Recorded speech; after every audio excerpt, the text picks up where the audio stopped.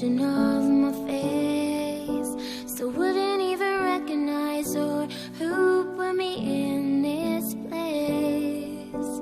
I wouldn't even recognize time has been so cruel.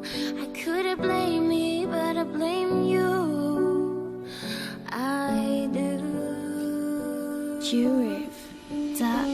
Tegnap történt, szóval frissek még a sejpeim, de pár nap után is látszani fognak majd a helykeim. Tegnap elment, de tudom, hogy nem a világ végére, szóval látom még eleget. A kérdés mi bennem van, nem távozik belőlem, hogy ezek után sem akarsz majd menekülni előlem. Persze tudom azt, hogy megbízhatok benned, de tudod a szíved mélyén, hogy neked erősnek kell lenned. Nem mutattál gyengeséget, csak bánat az arcodon, és távozásokkor csattant rengeteg csók az ajkadon. Nem tehettem semmit, nem szólhattam vele, úgy érzem, ilyen sorokkal lesz a füzetem tele. Így alakul, de majd megoldjuk valahogy, remélem a kapcsolatunkat ezután sem hanyagolod.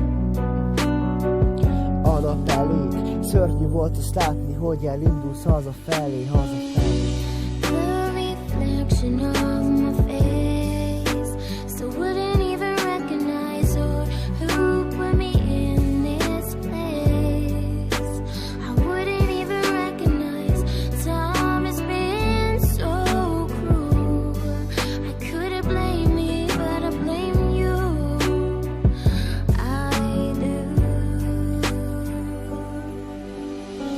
El kell fogadnom, mert tudod jól, hogy szeretlek, de amikor csak lehet, én mindig téged kereslek.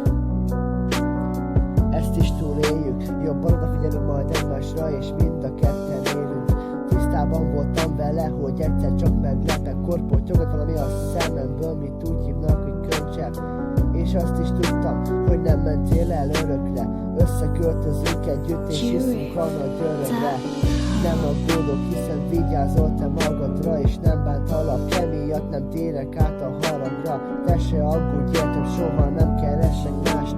Mikor összejöttél velem, nem felejtem a hatást. Mikor először csókoltalak, beleégtél szívembe, nem értettem miért, mégis szépen csuktál fülembe.